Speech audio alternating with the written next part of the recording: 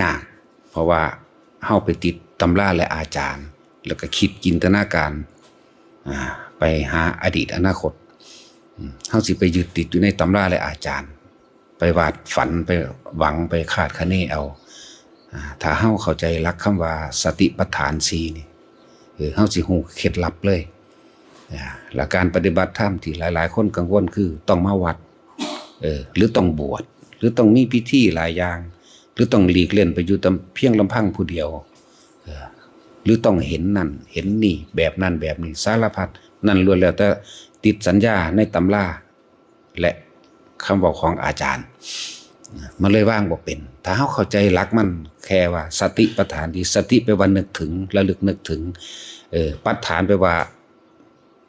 ตั้งมั่นหรือหยั่งลงในฐานที่ตั้ง